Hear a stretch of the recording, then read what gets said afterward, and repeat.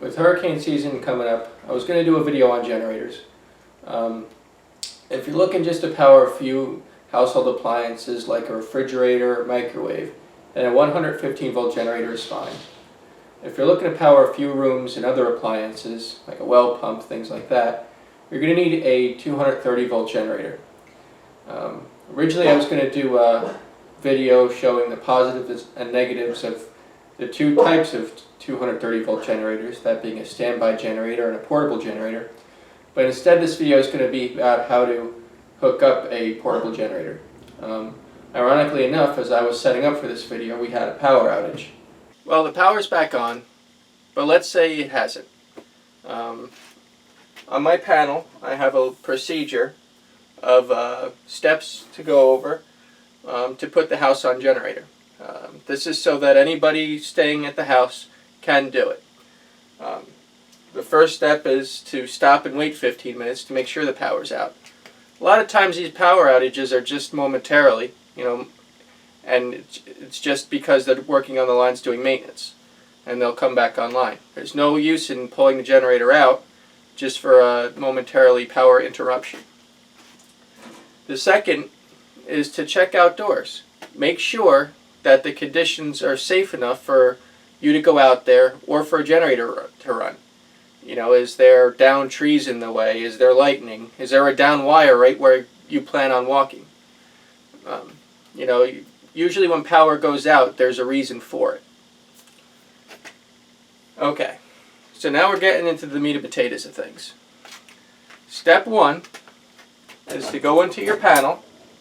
I have two panels, so I'm going to be opening or turning off all the breakers in the panel.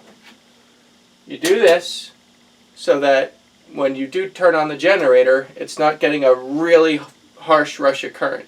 I have some flashlights mounted so that you can still see what I'm doing once the lights will go off in this room. Because you got to remember, you're going to be doing all of this in the dark. So I just start off at the top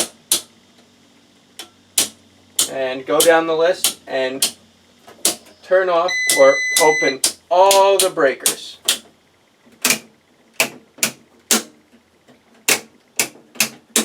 Now that all the breakers are turned off, I'm going to open the main. The main is the breaker in the center of your panel.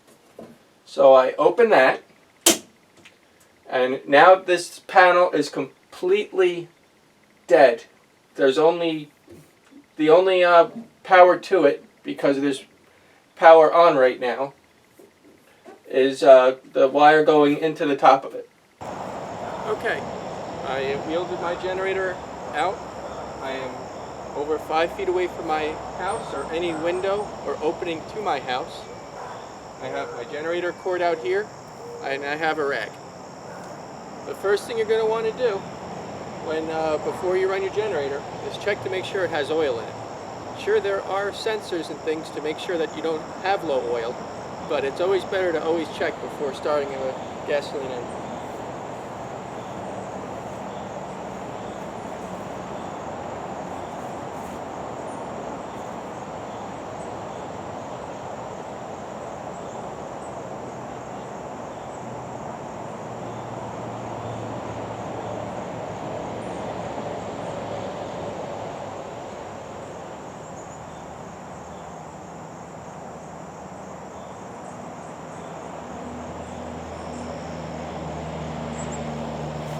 Okay, my level is at a good amount. Next thing I'm going to do is I'm going to turn my gas valve on, my gasoline valve, and I'm going to hook my power cord from the generator into the house.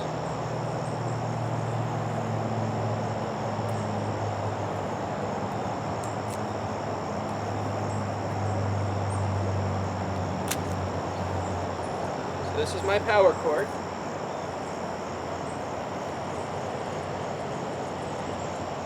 Push that into the house and give it a turn and a yank to make sure that the power cord is firmly into the house. Next, you take your other end of the cord, plug it into the generator. Give that a turn and a yank. Right, now I want to, on this generator it has a manual choke, so I'm going to turn the manual choke, turn the generator on, and then open the choke. So, and I'm almost done. It's just going to get loud, so I figured I'd say everything before I go and do it. So this has an electric start. Let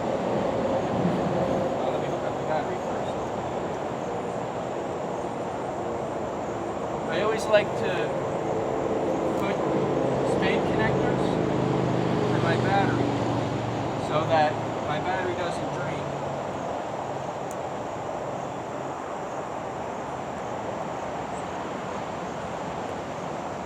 So my battery's hooked up. That's aftermarket. It didn't come like that.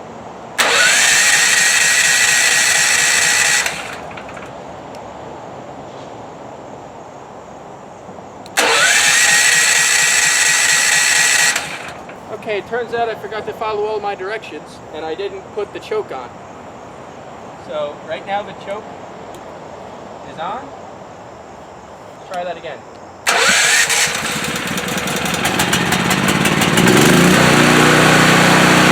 That's all there is to it. We're going to go back downstairs and I'll show you what to do next. Okay, so I'm back down here at my panel. So right now, all my breakers are still off. My main is off, everything is off.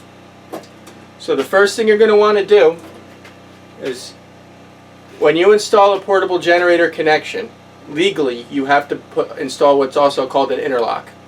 An interlock makes it so that you can't close or turn on your generator breaker and your main at the same time.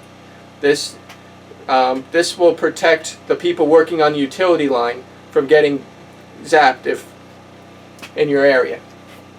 So the first thing you want to do is lift up on that interlock so that, again, you can't turn on your main, so you can't backfeed up onto the utility. And you want to close your generator breaker. So here we go. Next, I'm going to close or turn on my downstairs breaker panel, and I'm going to then turn on one at a time. Oh, there's our lights. Breakers.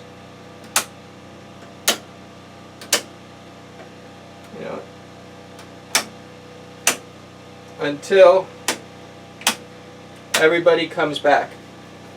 I labeled in importance all the breakers that need to be on, so that just so I know what to turn on and what not to turn on. You don't want to, what's that? What's numbered 12? 12 is the refrigerator. So right now that draws a lot of power. And we're going to turn on you. And we're going to turn on the well pump. Okay. 2. Oh. No, 2 is already on. So right now, all the important appliances in my house, all the important outlets are on. I can watch TV. I can take a shower because I have well water. My security system is on. Everything's on. So, okay, so now we've been on generator for a while. We want to come off generator. How do you do that? Well, there's pretty much almost the same way you got on generator is the same way you get off a generator. So the first thing you want to do is open or turn off all of your breakers. Not the generator breaker yet, because you don't want that generator to go from 60 to 0. So we're first going to start off at our bottom panel. My apologies for not getting that in the frame.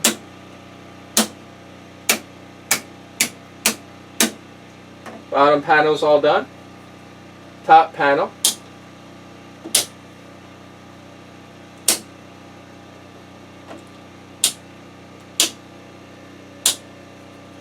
Okay, so right now everybody's off except for the generator breaker. So I'm going to turn off that next. Going to slide this down. Now under normal circumstances, I would be coming off a generator usually because we have power available. Well, we do have power available. So I'm going to go upstairs. I'm going to disconnect the generator, turn the generator off, disconnect it, and then we're going to come back downstairs and turn the house on back to normal. The first thing I'm going to do is turn the fuel valve off. By turning the fuel valve off, I drain all the fuel in the line, so when the generator starts again, it doesn't have any old fuel in there built up. Then after that, I just have to disconnect the wire, and I'm pretty much done.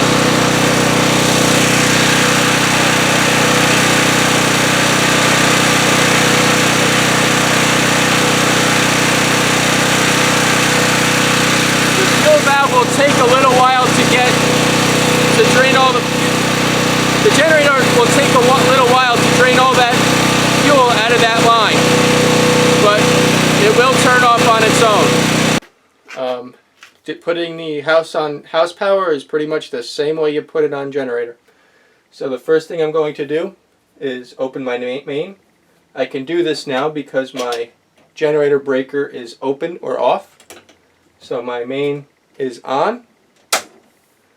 I am then going to turn on my basement panel so we can have some real light.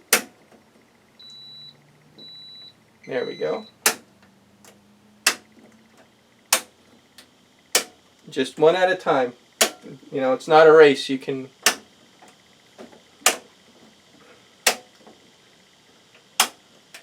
just real quick.